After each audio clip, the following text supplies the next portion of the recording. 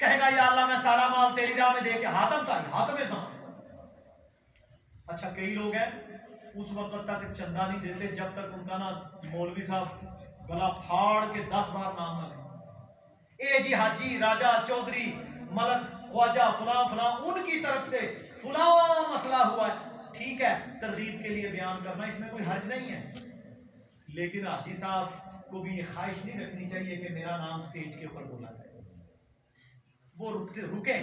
ہاں ترغیب کے لیے اگر کوئی بولے اور پورے ایمان سے حاجی صاحب بھی خاموشی اختیار کریں تو پھر ہو سکتا ہے اللہ پسند کر لے. لیکن جب اللہ کی راہ میں خرچ کرو تو ایک ہاتھ دینے والا ہے اور ایک لینے والا ہے, پتہ نہیں چلنا چاہیے. اللہ کہے گا قسم تھا تو بھی جھوٹ بولتا,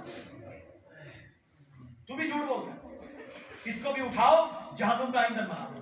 3 بہترین عمل کرنے والے, اخلاص نہیں تھا, ریاکاری تھی, دکھلاوا تھا, اس وجہ سے اتنے بڑے عمل کرنے کے باوجود ناکام ہو گیا, نامراد ہو گیا. اللہ تعالیٰ نے جہنم کا ایندھن بنا دیا. رسول اللہ صلی اللہ علیہ وسلم نے یہ بیان. اب دیکھیں ابو ہریرہ رضی اللہ تعالیٰ عنہ اس لیے 3 بار بے ہوش ہوئے